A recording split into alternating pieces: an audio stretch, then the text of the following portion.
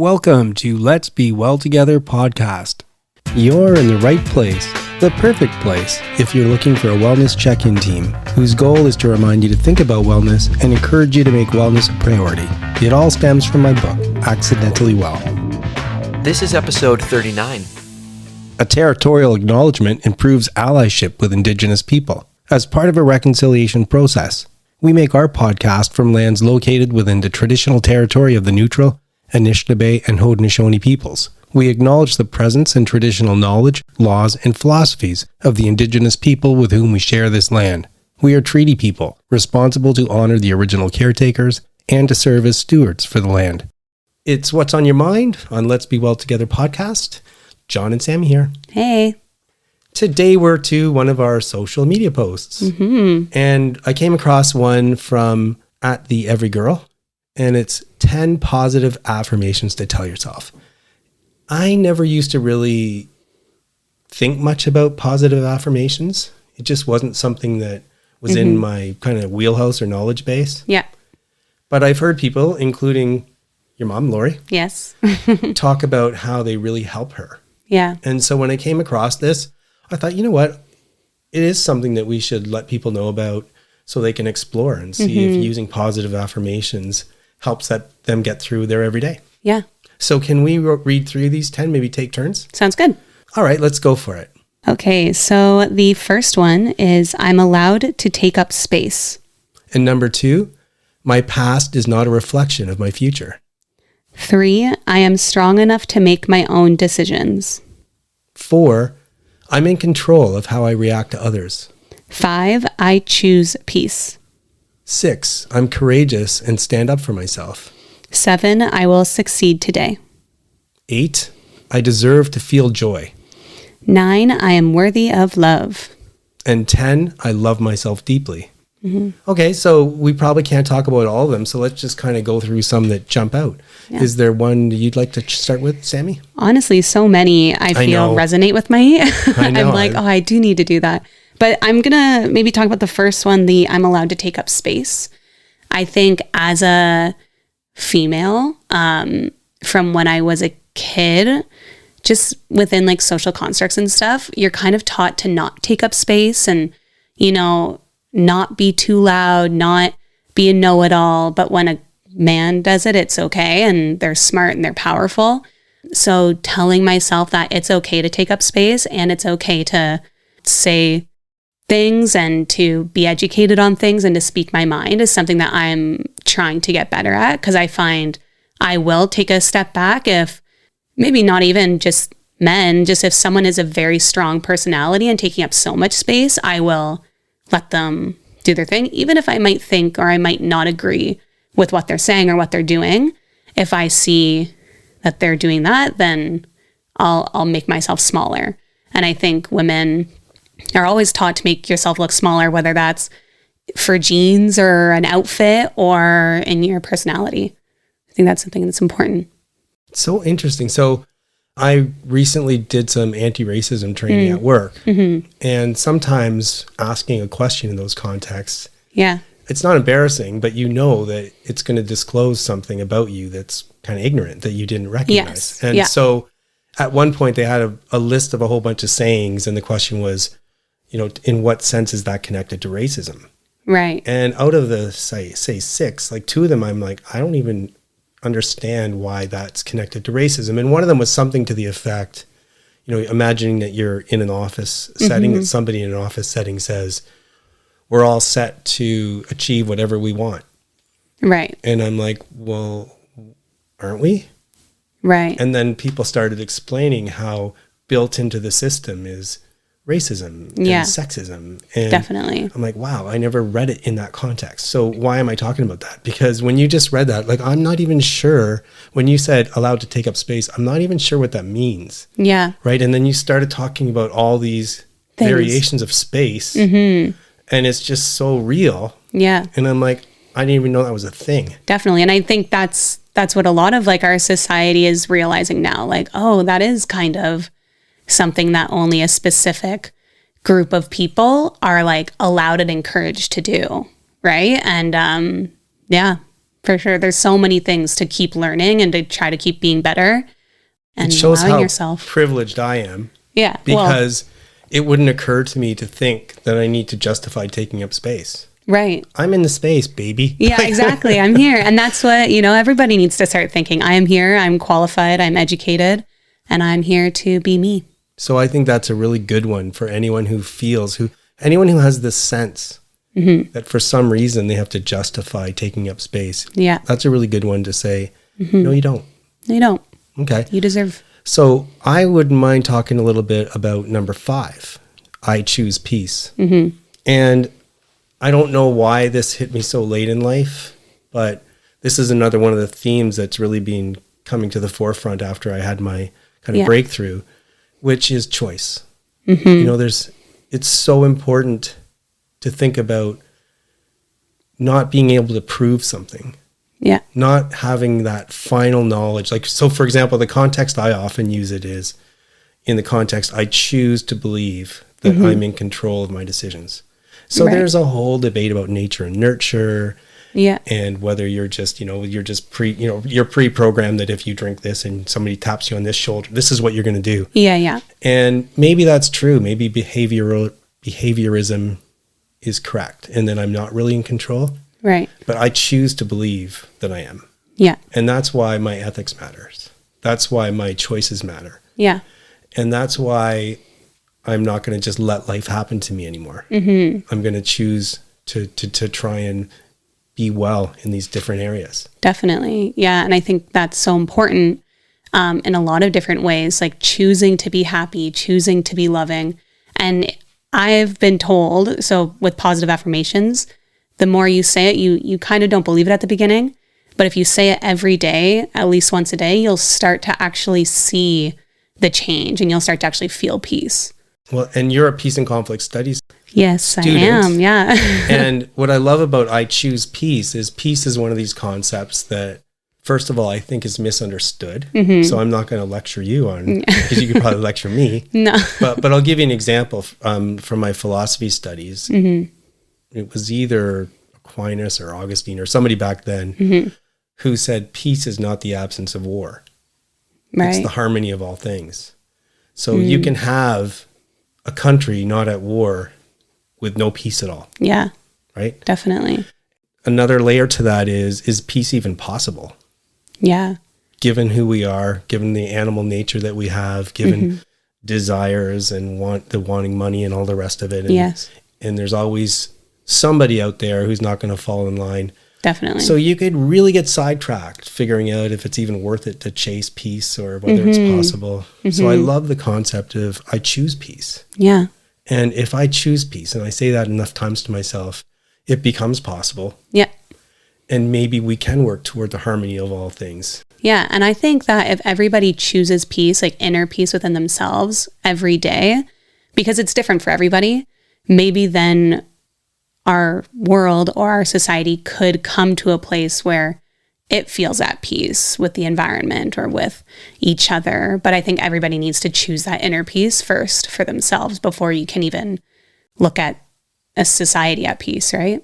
I agree. And maybe there's more levels. So maybe we choose the internal peace, because how can you be part of harmony with others if you're not harmony with yourself? But what about also choosing peace with my neighbors? Yeah. Right. So I choose peace with myself. Yeah. I choose peace with my neighbors. Yeah. I choose peace with other people around the world. These are all different areas, but for sure, you've got a better chance of it happening if you make that choice. Definitely. Okay. Is there another one on there that jumps out at you? Yeah. Let's see. Okay. I am strong enough to make my own decisions. This is something I struggle with. I feel like I've said that before. And part of it, I think, is your age still. Maybe, but I know some people my age that are very good at making decisions. Okay. I think it's also like, honestly, a part of being like a middle child. Like, I feel like a lot of people say that the middle child is really there to like keep the peace and just kind of make sure everyone's okay and to just kind of go with the flow. And sometimes I don't want to make my own decision because I want everybody else to be happy. I want to make sure everyone else is okay and I can just kind of go with whatever. But that's something like David and people very close to me want me to get better at. They're like, you need to, stand up for yourself and make your own decisions and be okay with that. And just for me, right? Like I don't have to make others happy. I really just have to make myself happy. So I need to know that I'm strong enough to make my own decisions, and I don't need other people's opinions just to make sure that everybody else is okay. Again, there's, as usual, more than one layer. So part of it is even the fact that you say, as a middle child, it's kind of that behaviorism thing where it's saying there's something beyond my control that's pushing me, and I'm not strong enough to break through that. Yeah. And then there's the other side to it too, where other people's expectations are affecting you're saying, I don't know if I can make this decision on my own. Yeah. I have to think about how other people think based on this decision. Exactly. How will they perceive the decision, even choosing backsplash, something like that. I got so many people's opinions, even though I knew which one I wanted. Right. I knew which one I wanted. I knew it would look good, but I needed to make sure that everybody else thought that too. Full disclosure, when you mentioned subway tiles to me, I'm like, please don't get subway tiles. I know. No, that's what I mean. I was trying not to give any interior design advice, but that's what, just, I don't know. I've seen that happen and it looks kind of dated, and I absolutely love what you ended up choosing. Thank you. Yeah. It looks fantastic. Yeah. But just an example of, I needed a lot of people's decisions. I talked to everybody about it. So it's another example of, maybe you don't think about these things, but maybe these positive affirmations have more than one advantage. So for example, I am strong enough to make my own decisions. It helps you become more self-aware, because by saying that, hopefully you're getting more strength, but you're also saying, why do I need strength? Yeah, exactly. Right. And then we've already talked about a couple things from your perspective where you feel like, you could use some strength in making that decision on your own. Yes, on my own. Because really cool. I know I can make the decision, but am I strong enough to verbally say it out loud that this is the decision I've chosen to people, right? And I'm going to keep working on that. Well, I've never really thought about positive affirmations before, but hearing these stories is making me think that they can be useful. I'm going to start exploring them. Yeah. Guests are giving their time, expanding our minds. Today's interview is loosely in the category of artistic wellness, but really it's more about balance in general, rather than any one category of wellness. And I'm speaking with stand-up comedian Doug Koning. Doug is a walking, talking, screaming cartoon. Originally hatched in St. Thomas, Ontario, Doug now lives and hates in Hamilton, Ontario, and is making audiences laugh wherever he goes. Having won the Go Yuck Yourself contest and being a finalist in Toronto's Comedy Brawl, Doug is no stranger to winning and losing. When he's not holding audiences hostage with his views of the world, he's yelling at 12-year-olds on Xbox Live to get to his level. Now, Doug, I also know, is a podcaster. By coincidence, we both started our podcast in the same week in February of 2022. And Doug and Tim Nicholson's podcast is called Best Worst Friends. So welcome, Doug, and thanks for being here. Yeah, thanks for having me, man. Okay. I'm excited to be talking to someone who's my podcast origin buddy. Isn't that weird? I know. It's fascinating. We started the same week. Yeah. Let me just set this up before we start our chat. So my show is about wellness. And one of the theories I'm exploring is that when seeking balance in life, it's not necessarily focused on the now. So initially when I started looking into this, I was going to try and figure out how to be balanced in the moment and keep that forever. And I realized that's not really the way to go. And one of the ways we need to think about balance is over the course of a lifetime. So I'm actually working on what I call a wellness check-in. And a couple of the questions that are part of that check-in include, what will help me feel fulfilled over the course of a lifetime? And what will I regret not doing? And that's kind of thinking, later when you're looking back, what will I have regretted? So on the theory side, there's many pursuits that require lots of sacrifice before you get a chance to be where you want to be. So think about an athlete who wants to make it to the Olympics, or maybe a musician who wants to make it big. People are willing to make trade-offs now and for some years to come because they want to ride that wave as far as they'll take it. And I'm not trying to turn you into a martyr today or make this too philosophical, but I do get a chance to talk to you today, and you are a person who wants to ride that wave and see how far the comedy wave will take you. Okay, so let's start at the beginning, how did you get into comedy in the first place? Oh man. I mean, I was definitely obsessed with comedy for a long time. I just never knew it was something you could do as a job.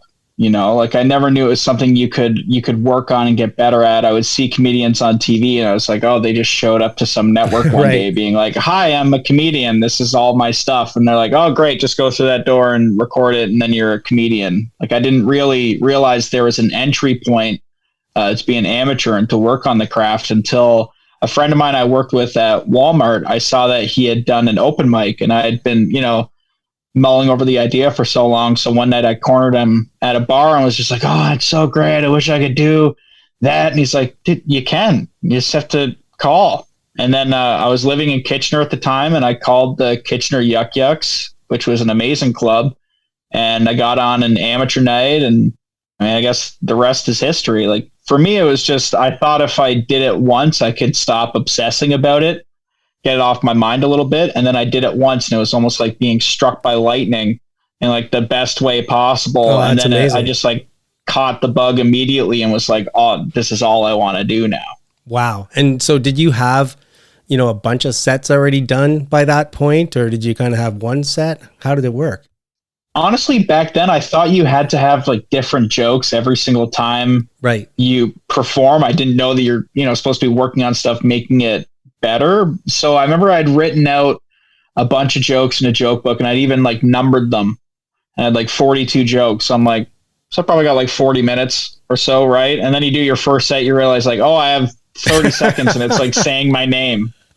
I mean, for me, I was lucky. My first set went really well. Everyone was really nice and really supportive.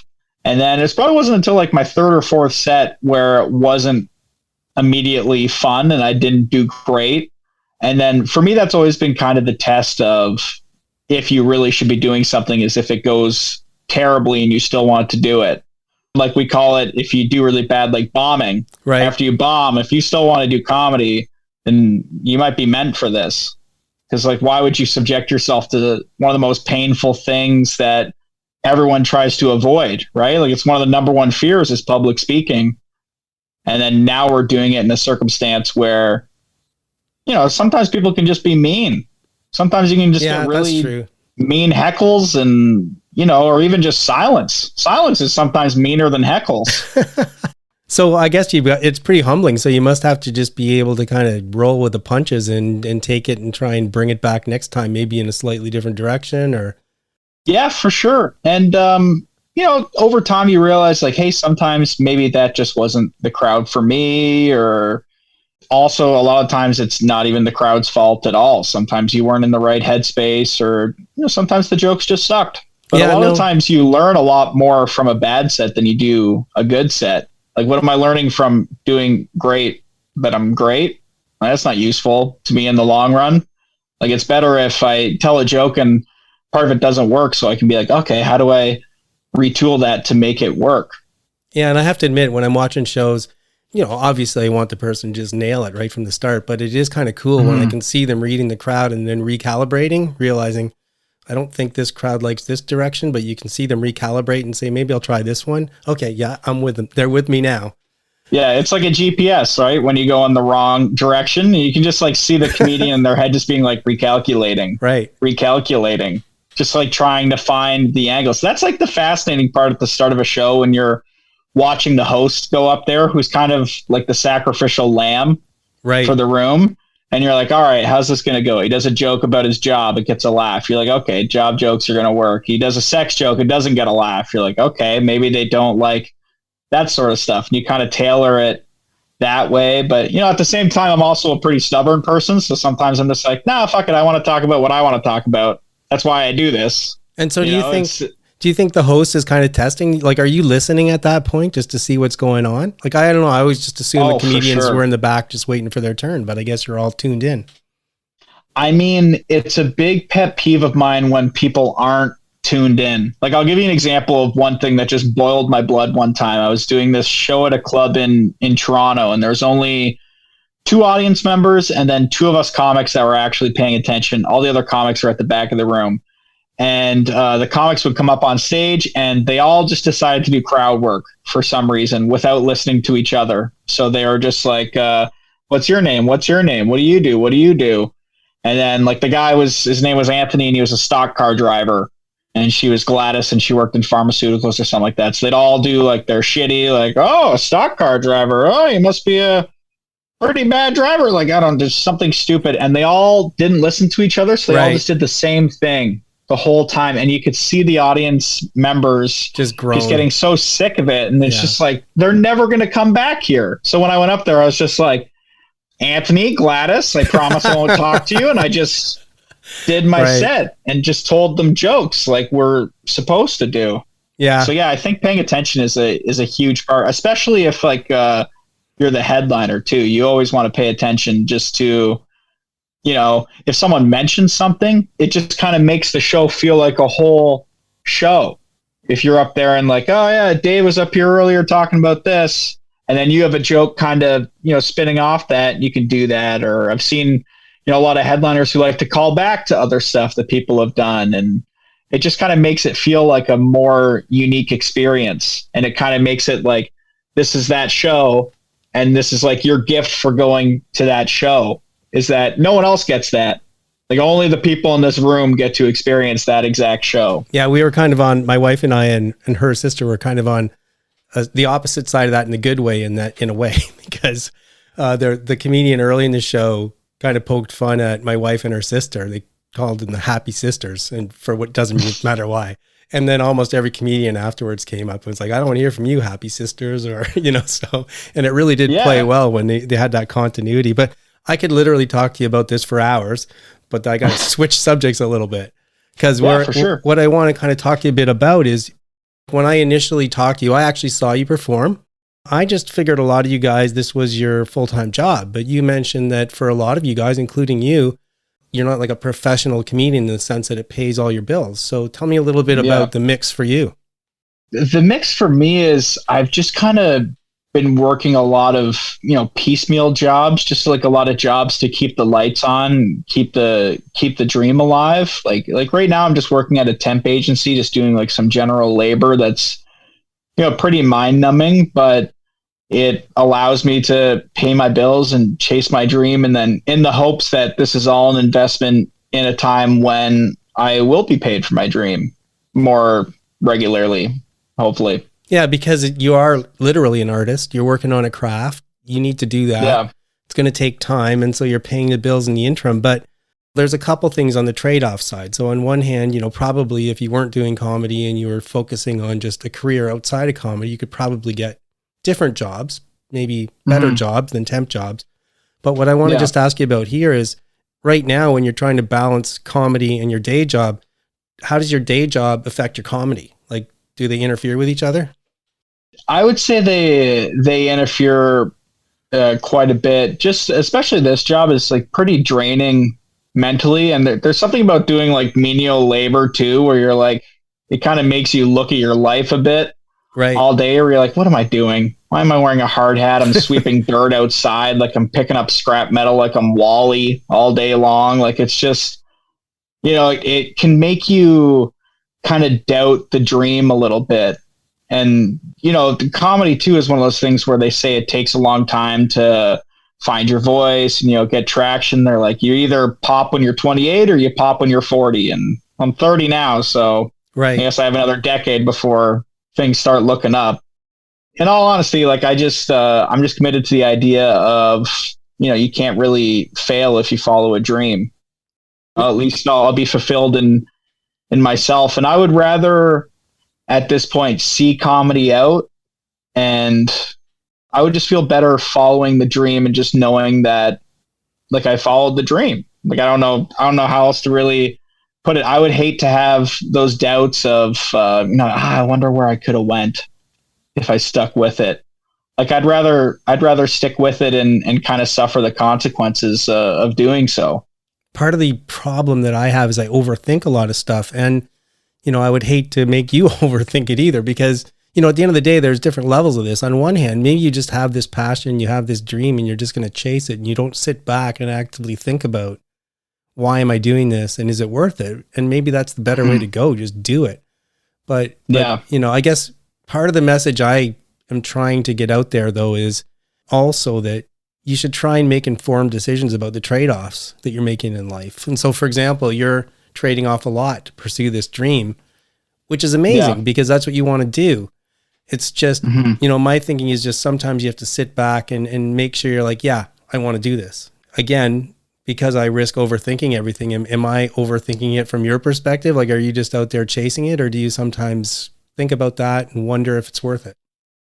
No, I'm definitely filled with a lot of self-doubt, and I'd say more recently a lot more self-doubt as well, right? Just because I'm 8 years into this, and it kind of seems silly to have invested 8 years in something that's not really paying dividends yet. But it's hard too, because it's not just the job of stand-up comedy, right? It's at this point I'm my manager, I'm my agent, I'm my PR guy, I'm my everything. So you look at like the big guys, they have all these people working with them and for them that help them do all this stuff. But when you're at this level, you're kind of, forced to be a jack of all trades. So I feel like I'm just trying to get better at the other aspects of that right now. And, it's hard. And I realize that there's a lot of stuff I have to work on because there's a lot of aspects of it that I just never thought about. Just like when I didn't know that you could work on comedy as a skill, right? Like I didn't realize how much of this is salesmanship in terms of how do you sell yourself to a club to work you? How do you sell yourself to a venue to let you come in and run a one-off show or something like that? Like I know a lot of people who, when they approach a bar, it seems like they're getting them in on this sweet deal. Like, oh, I'm cutting you like a deal. Like, this is great. This is awesome for you guys. Whereas when I call venues, sometimes it feels like I'm just a little kid who's like, can I do my dweem? Can you let me do my dweem, please? Right. So there's like a lot of areas that I need to improve on, but like I'm in it for the long haul. I want to improve on them. So when you're in your good moments, when things are, when the dream feels like you're on the way, even though there's lots of work to go, what are kind of the things that you're enjoying about it? I mean, just like making people laugh is just the best. It's just like such a great reaction, and I've always thought of comedy kind of like as a stand-up, you kind of feel like an emotional alchemist in a way. Because a lot of like, if you have like self-deprecating humor or jokes about bad stuff that's happened to you, it's almost like I can take it and then like a clown with a balloon, I like, do this and it's a puppy all of a sudden, and it's like I take this thing that was pain for me and now it's joy for others. And maybe not joy sometimes, maybe just understanding for them, or someone's in the audience and like, oh, I thought I was the only person who dealt with that. Like, if I can help someone out there who's like me, I feel like that's all getting an audience is. It's like finding like-minded people. It is interesting. There's so many comedians who I hear. I mean, I don't know enough yet. I'm going to keep talking to you guys.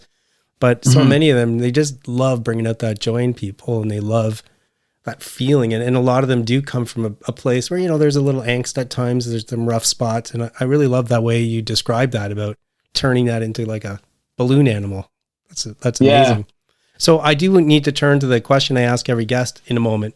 But just before I do that too, like, what about the podcasting side? Is that something you just enjoy doing? Is that something that you see as part of the kind of the advertising, the marketing? Because just as a quick backup to that too, like now that I've started this podcast and now it flows from a book, it never really occurred to me beforehand, all the marketing stuff either. Like, you just think that people get to know what you're doing, but there's many times where I feel like, I'm just talking into black space, like the universe, and it doesn't answer you back. Yeah.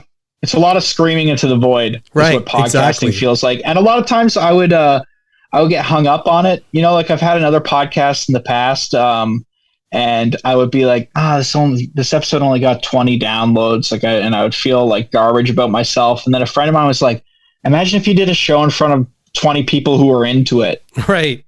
That's a good one. And I would be so excited to do that, because I've done shows in front of 3 people who hated my guts, or 3 people who are just getting drunk and not paying attention, Right. So to have 20 people who are there along with you for the ride and are invested in your, development like that, it feels great.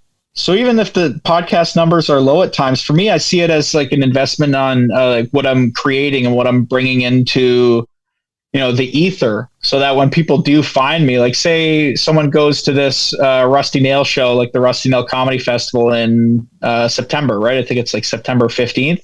Say someone goes to that show and they're like, oh, I like this guy. And they look me up and they're like, oh shit, he has a podcast with 31 episodes. And then they can go back and listen to that. It's almost like here, you like me, here's this free thing I've been putting out, and for me, it's all about generating content and, bringing audience members in and hopefully out to shows. Okay. Well, I'm cheering for you. That's for sure. Because of this kind of Thank you. odd connection that we have. And because I've seen you and all that. Let me turn to the question I ask every guest. Our show is about wellness, and I'm exploring these different categories of wellness. And here's my question.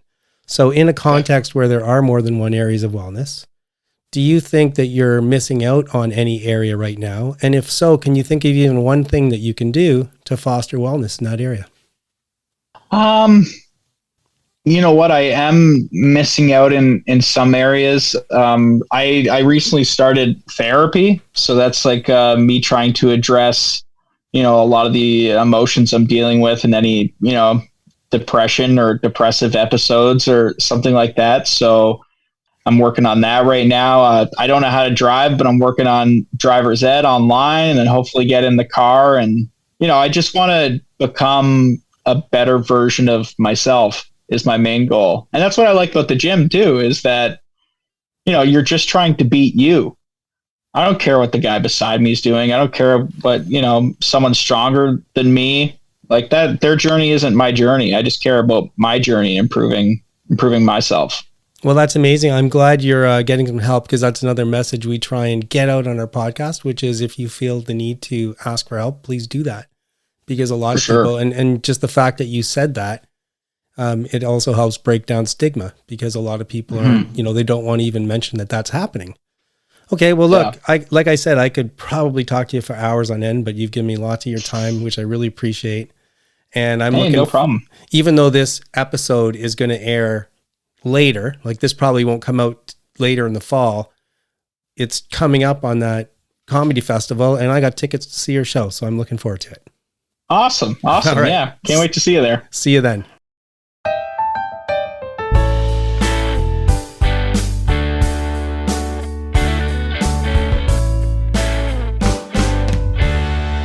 I'm Cameron, and welcome to another installment of The Adventures of the Starving Artist. I've been writing some music lately, and I've been doing it in a way that's different from how I usually write. Usually, a nugget of a song will come to me at night, especially when I'm trying to fall asleep, which is always an adventure. But then I'll either write it down quickly or record it quickly, depending on what's going to be faster, and then go back to bed, or try. But this time it's been different. I've been approaching it very intentionally, kind of almost like it's an exercise, going with theme and variation. And it's been good. Once you get in the groove, it kind of starts to write itself. The problem I'm having is I'm bouncing between these rush states of creativity and exhaustion, and I've yet to find the balance between getting it done and sleeping properly. So I'm working on that. The other thing I find myself doing is bouncing between this rush of creative energy and doubt. There's a back and forth between, wow, this is a cool idea. I like what I'm doing here. I like how this flows or whatever. And then sometimes it's even moments afterwards. I go, what the heck was I thinking? This is hot trash. I guess that's a balance in itself. It's just kind of frustrating. But that's kind of where I'm at on the creative side of things lately. I'm sure you can hear it. I've been up too late the past few nights at my keyboard with headphones on. Well, last night it was the guitar, but it's often the keyboard. But in general, despite those periods of doubt, I kind of like what I've got going so far. I'm going to keep at it and see what happens. That's all for me for now. Thanks for listening. I'm Cameron. This is The Starving Artist. Until next time.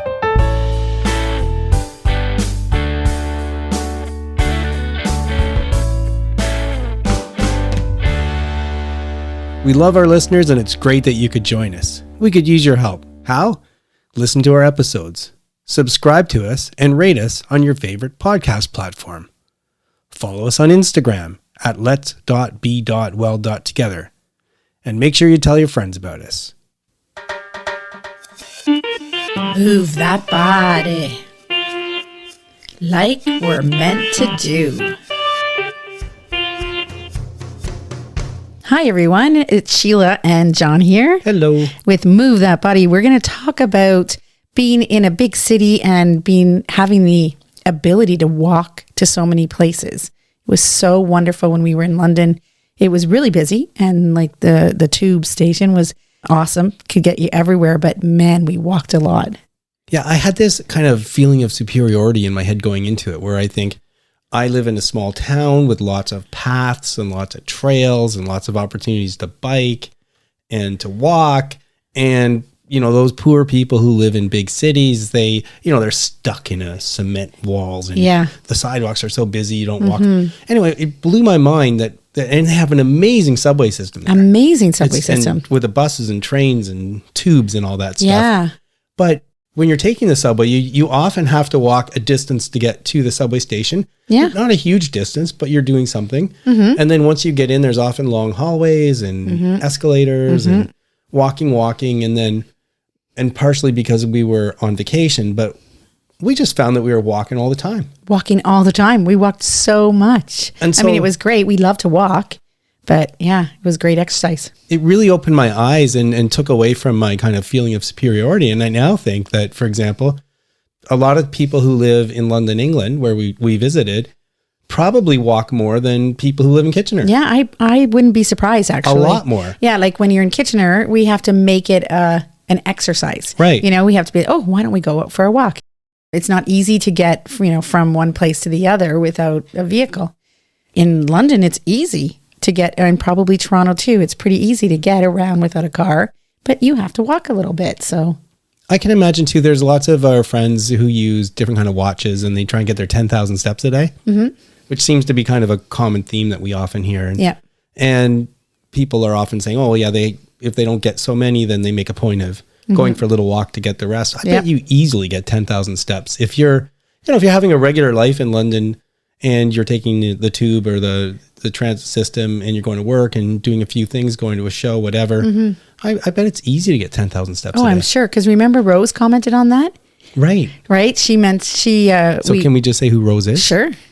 Okay, Rose is someone I work with, and she ended up being in London at the same time as us. And by the way, she's either her interview has played or is going to play at some point. Okay. On other topics, but she was going to be there, so we wanted to meet up with her, and we went out for dinner the night before my marathon, actually, and we were just chatting about experiences, and so and she mentioned that she was like, "Oh my gosh, I'm at 30,000 or something, right? Like a ridiculous amount of steps." Right. She said that she's killing it on her steps every day, being in the city. So I guess for me, this is a bit of an apology, because I'm sorry, big city people. I used to always think that you guys were just sitting in your apartments and hardly getting any exercise and having to go to the gym. And now I realize a lot of you are getting lots of steps in, lots of walking in, and that's fantastic. And I'm a little jealous of you. Yeah. The other thing that I found with the big cities is everyone's moving a lot faster, right? So their heart rate's probably going, like when we were, the difference, because we went to Swansea, I found the difference between people walking in Swansea and the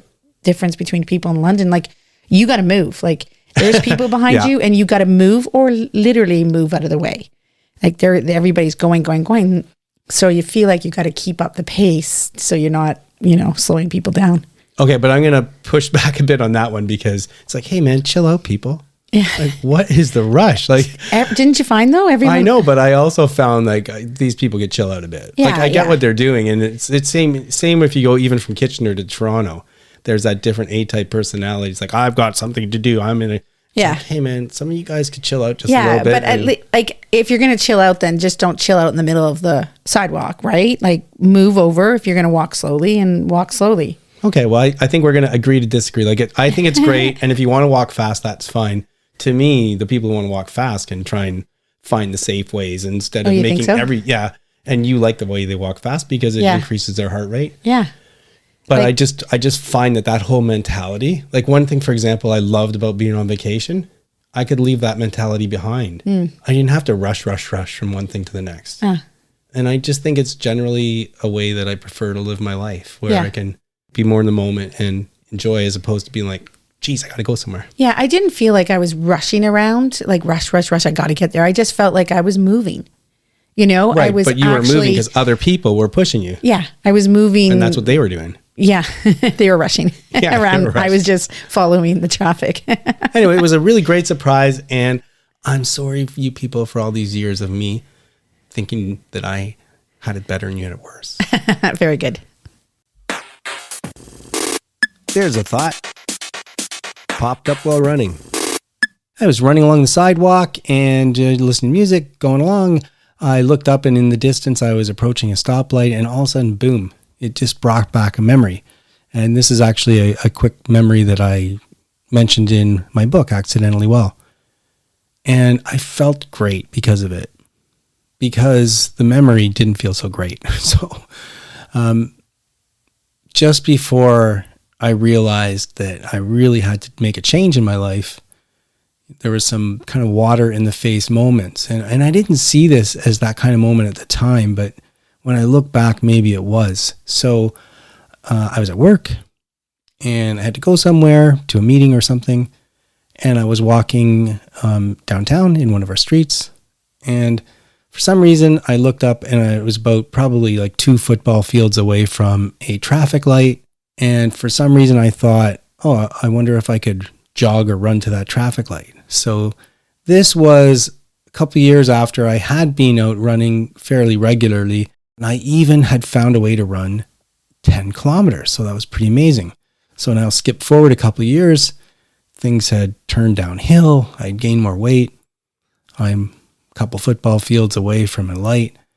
And I just deflated and thought, I don't even think I could run to that light if I wanted to.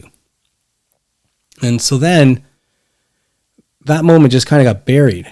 But when it came back again a long time later, I had run a marathon. It didn't do quite as well as I'd hoped. And I was kind of kicking myself about it, as stupid as that sounds. I should have been celebrating it. And now I do celebrate that day, even though I didn't at the time. And at a certain point, I just realized, oh my gosh, like there was a time I didn't even think I could run 200 meters, which is like the nothing add-on to the 42 kilometers. It is quite something, actually. It's pretty hard, that last 200, but it's at the end of the marathon, and I had run 42.2 kilometers. And how lucky am I to have changed my life in that way? And I'm just so glad I was able to turn things around. And I'll always think back to that moment when I looked up at that street light, and hopefully with appreciation for having found a way to turn things around. And I think the message in part that I'm trying to send on this podcast is, if I can do it, you can do it. So if there's something right now that you think is impossible, who knows? It might just be that little extra add-on at the end of something 5-6 years from now, or maybe even less time, and you can do it. It's me. Yeah. Just let me say, flip side of the coin. We decided that we're just going to do kind of a behind the scenes thing where I just literally hit record before we know really. We don't even know what we're going to talk about. Well, we kind of have an idea, but this is what happens when Sheila and I sit down to do a flip side. Yeah, because there's a few things going on here. One, I feel like he always cuts me off, like literally. I don't ever cut you off. And he has Stop talking. He has complete control over the editing because I don't want to do it. And so nobody wants to do it. It's like, so he gets to edit everything. I have a whole team that lets me do everything. So everything sounds really nice and perfect, but we're not going to edit this at all. We're just going to. Well, I'm going to take out some ums and ahs and maybe a few. Okay. So anyway, so there's 2 stories here. One is that we went to the Harry Potter. We have to figure out what we're doing. Well, we don't know what we're going to do. I'm going to tell you the 2 ideas that I think kind of come together, and then we can figure out what we want to, how we're going to talk about it. Okay. So the one idea is the Harry Potter. When we were in London, we went to see this Harry Potter, and I just say what that is? Sure. So it's not a Harry Potter movie. What it is where they shot the Harry Potter movies is now this big place that you can go to. You know, you buy a ticket and you go through and you get to see the common room and the bedroom Yeah. and the You saw ballroom. all the behind scenes. You Yeah. actually or saw the scenes, and they even had some actors. What were they called that went through and did little the shows? Death Eaters, when we were there that day. Yeah, And so- lots of stuff like, where they did the flying brooms and green screens that you can take. Yeah, and how Movies that on. works. How they did all these. I just love this kind of stuff. I just love the behind the scenes, the creativity. It's so interesting to me. So I said that it would be really cool to do a behind the scenes flip side. that Yeah, because what you hear is the polished version. Yeah, of like it basically really is. me cutting out our arguing all the time. Yeah. Or I'm trying to read something and then I miss a word or I say things wrong or whatever. And then when I listen to it on the actual podcast, I'm like, wow, that sounds great. Like that. Why don't you think, wow, John's a really good editor? I do. I did think that. I just maybe don't say it out loud. But I was like, wow, he did a fabulous job of editing that. Because people are always like, oh yeah, you guys are, your little talk is so smooth. And I'm like, yeah, well, you weren't there. And apparently one of our listeners recently told somebody close to us that I'm wrong to say that there's certain things we can't talk about. Yeah, we should be able to talk about anything. So I'm going to try and loosen up a bit. But if I disagree with something, I'm going to say, hey, I don't think it's justified to say that. Yeah, and I think that's fine. Like to say I disagree or I have a different, thought on that or I don't, that's fine. But I think that we can mention it without saying that we are pros or that we have, all the knowledge or the information or No, but I just don't like casting aspersions. right. without- And I get that. Like, especially if it's just a pot shot that has nothing to do with what we're talking about. But Right. can we get back to the topic? Like, Okay, well, did what we is the pick a topic yet? No, you tell me what. Well, my topic was that we were going to do a behind the scenes. I know, but that's what we're doing. In order to be behind the scenes, don't we now have to say, okay, we what's have the to pick a scene? topic. Yeah, like what's the scene? I don't know. Okay, so let's do a flip side on something. Okay. What do you want to do flip side on? Well, I was thinking we do it. Well, it could be something to do with because how we don't agree, how, something like that, or behind the scenes of something. See, this is what I'm working with. Yeah. Or like, I mean, although I'm not really just come up need- with anything either. So. It's the creativity. You got to let it go. You can't push it. You just got to let it flow. So flow. Flow is what the flip side's about? Yeah. We're talking about the flow. Yeah. let's flow. That's it. There you go. Okay, what are we We're flowing? going to talk about the flow. It's just going to be conscious. What's it called when you have that? Your mind is just kind of flowing thoughts around. Okay, not but subconscious, don't we actually but have to say something out loud, like as opposed to having it going around subconsciously? yeah, subconsciously. I don't know what flow means.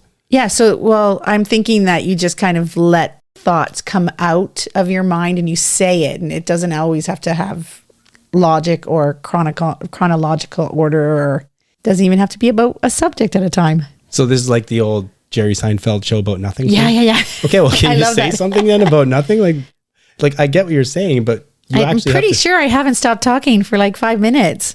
What do you mean? Can I say something about nothing? They've pretty much been talking about nothing this whole time.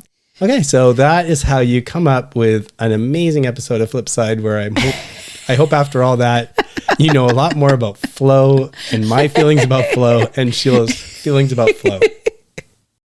Please remember that we're not providing advice. We hope to inspire you to work towards balance, and we urge you to consult with qualified people if you need advice. The people on the show are speaking in their personal capacities. Their views expressed are their own, and don't represent the views or opinions of their outside contacts, their employers, or anyone else. We try to get things right, but we can't guarantee everything we say is correct, or that the things we talk about will work for you. Let's be well together, and let's be sure to do that in a safe way. And it's sign off time. This is Sheila, and I'm here with John and Sammy. Hello. Hey. Hi. So this week has been actually quite busy for me anyways. One, I'd like to just comment on the amazing weather this weekend. Oh, Yes. goodness. Oh man, you got to treasure it. Who knows what's going to happen? Yeah, so I'm looking forward to biking to work this week still. I was thinking about putting my bike away, but no, I haven't done that. So I'm really excited that is great. I just wanted to congratulate Ben Flanagan for setting a new road record, Canadian road record for the half marathon. Ben Flanagan is my nephew. He's Sammy's cousin. He's in Valencia, Spain. So that's so exciting. That just happened today. It just happened today. Mm-hmm. And I just can't get over just to pipe in for a second. So when I do a half marathon, I think I've done well if it's under 2 hours. Mm-hmm. and I can push that a little bit. So he's running twice as fast as me. And in my like fun running world, it's still hard. Like I've got to be mentally tough to get under 2 hours. And I don't even know what it would take to push yourself to do a marathon or half marathon in an hour. Yes. It's mind-boggling. So mind-boggling. Yes. Congratulations, Ben. I just have been very busy socially this week. On Tuesday, we went to a fundraiser for Karen Redmond. On Thursday, I actually... She's running for local regional chair in the upcoming election. Ta-da. And on Thursday, I actually had lunch with a grade school friend of mine that I haven't seen. So that was really nice. On Friday, we went to the comedy show at Crazy Canuck. And that was actually me and 3 other girls. So they called us the Housewives of Kitchener.